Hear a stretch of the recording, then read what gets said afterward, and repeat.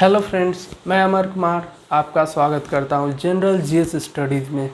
जैसा कि हम जानते हैं कि एयर इंडिया को टाटा सन्स ने 18,000 करोड़ की बोली लगाकर ख़रीद लिया है और अब ये टाटा सन्स की हो गई है air India.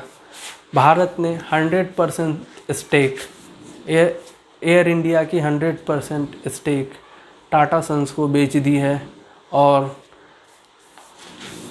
Government of India के द्वारा ये भी कहा गया है कि टाटा सन्स इनके कर्मचारियों को यानी एयर इंडिया के कर्मचारियों को 1 साल तक हटा नहीं सकती है और 1 साल के बाद वो वीआरएस पॉलिसी लाकर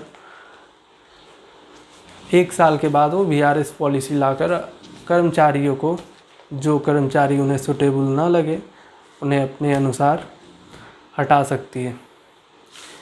वो भी उन्हें प्रोविडेंट पीएफ ये सभी फैसिलिटीज़ देनी होगी। ऐसे ही किसी भी कर्मचारी को नहीं हटा सकती है, जैसा कि रूल्स रेगुलेशंस है। आइए हम जानते हैं कि एयर इंडिया की क्या कारण थी। एयर इंडिया बहुत कर्ज तले दब गई। आइए हम जानते हैं उन सभी कारणों को जिसके चलते एयर इंडिया बहुत ज़्यादा कर्ज तले दब गई, जिसे मजबूरन सरकार को बेचना पड़ा। एयर इंडिया इतनी कर्ज तले दब गई जिससे कि सरकार को इसे मजबूरन बेचना पड़ा।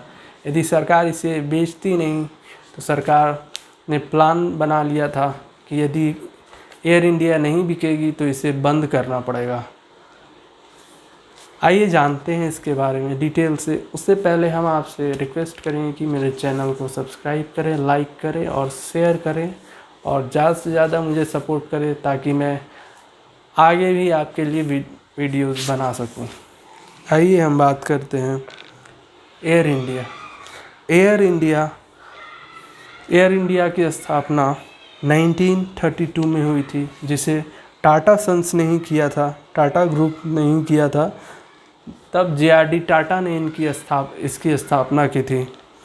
तब इसे टाटा एयरलाइंस के नाम से जाना जाता था।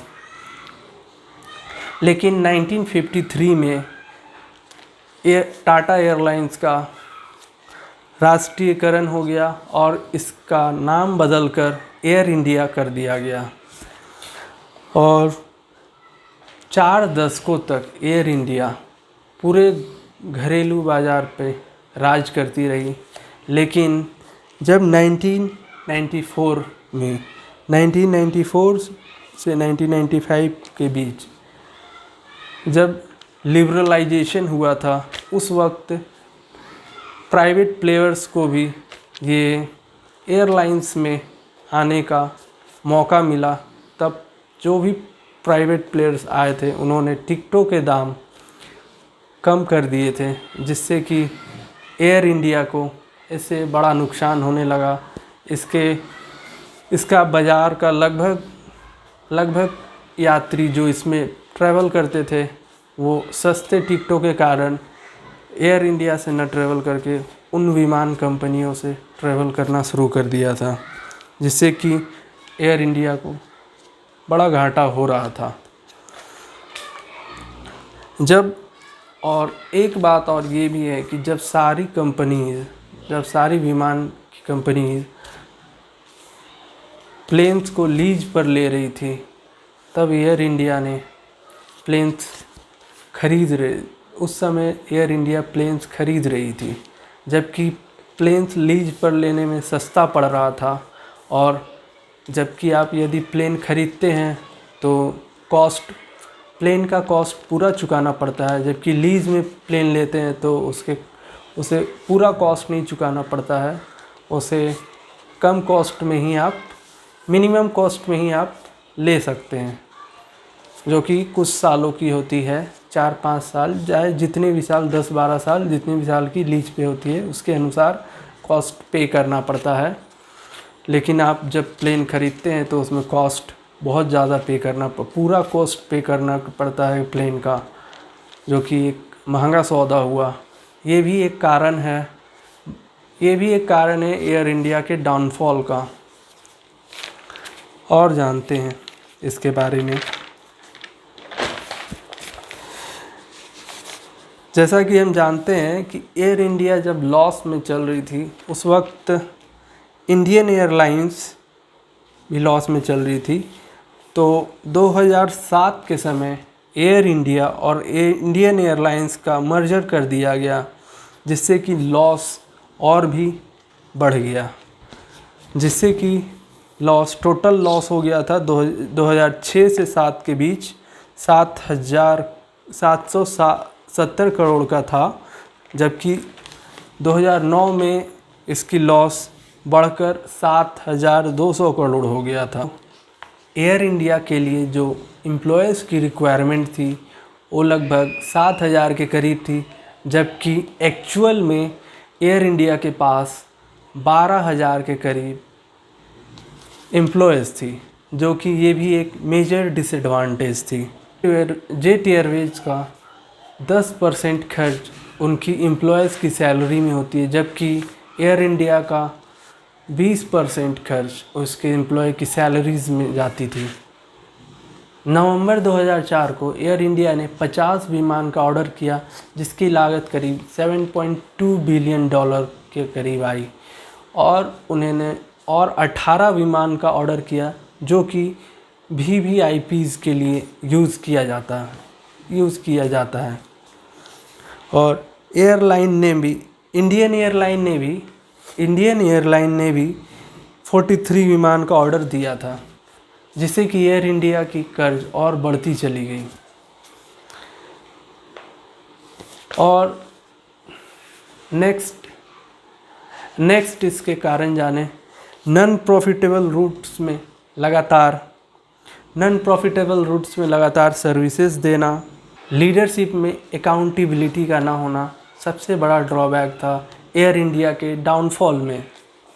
और रॉन्ग डिसीजन और गलत डिसीजन लेना, ये भी एयर इंडिया के लिए सबसे बड़ा ड्रॉबैक था कि डिसीजंस गलत लिए गए, जिससे कि एयर इंडिया और लॉस में चली गई। Air India per day 370 flight run करती है, जिसमें कि 120 फ़्लाइट इंडिया के बाहर की होती है, और जिसमें से सिर्फ 9 रूट ही 120 में से सिर्फ 9 रूट ही प्रॉफिटेबल हैं, बाकी सभी रूट्स में लॉसेस होते हैं। और 3 इंटरनेशनल और 6 डोमेस्टिक रूट्स ही प्रॉफिटेबल हैं, बाकी सभी रूट्स में एयर इंडिया को लॉसेस ही उठानी पड़ रही थी। आइए जानते हैं इसके नेक्स्ट रीजंस के बारे में। जैसा कि हम जानते हैं, पैसेंजर से इनकी जो टारगेट इनकम थी, जो एक्चुअल टारगेट थी, वो 21,000 करोड़ थी, जबकि एक्चुअल रिवेन्यू जो आ रही थी पैसेंजर्स के थ्रू वो 15,000 करोड़ के करीब आ रही थी, जो कि लॉस में चल रही थी कंपनी। पिछले दो फाइनेंशियल ईयर्स में एयर इंडिया का कर्ज लगभग $2 बिलियन के करीब पहुंच गया था। क्यों कोई विमान कंपनी एयर इंडिया को नहीं खरीदना चाह रही थी? इसका सबसे बड़ा कारण ये था कि एयर इंडिया पर बहुत ज़्यादा कर्ज था। 2017 के रिपोर्ट के अनुसार इस पर 48,781 करोड़ का कर्जा इस पर था, जो कि 2020 तक बढ़कर लगभग 60,000 करोड़ से ऊपर चला गया था, जो कि इसका सबसे बड़ा ड्रॉबैक था। यही कारण था कि इसमें कोई भी विमान कंपनी इन्वेस्टमेंट नहीं करना चाहती थी, नहीं खरीदना चाहती थी इसे। आइए मिलते हैं नेक्स्ट वीडियोज़ में, तब तक के लिए धन्यवाद।